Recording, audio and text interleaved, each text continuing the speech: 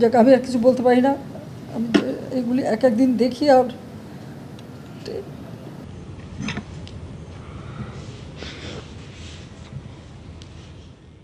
কাঁদলেন শেখ হাসিনা, জানালেন আমার সবকিছু জ্বালিয়ে পুড়িয়ে ছারখার করে দিয়েছে। নইলে এবারে তো বেঁচে যাওয়ার কথা না। তারা যেভাবে প্ল্যান করেছিল আমাকে হত্যা করার, সেটা আপনারা পরবর্তীতে দেখেছেন।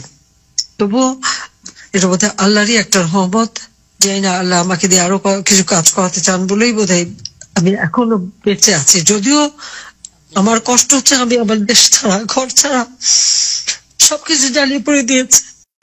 নেতাকর্মীদের গা ঢাকা দিতে বললেন শেখ হাসিনা, জানালেন ভারতে এসে নিরাপদ মনে করছি। দেশের পরিস্থিতিতে আমার সমর্থকরা কিছুদিন চুপ থাকায় সঠিক মনে করছি। Well, my plan to go back to my country, and that's why, I come here. চলছে অপারেশন ডেভিল হান্ট। গ্রেপ্তার হচ্ছে আওয়ামী লীগের গর্তে ঢুকে পড়া নেতাকর্মীরাও। তবে বন্ধ নেই শেখ হাসিনার তৎপরতা।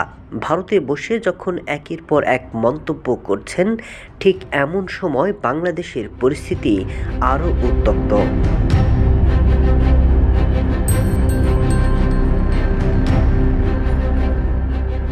গেল 5 আগস্ট আওয়ামী লীগ সরকার পতনের পর ভারতে চলে যান শেখ হাসিনা।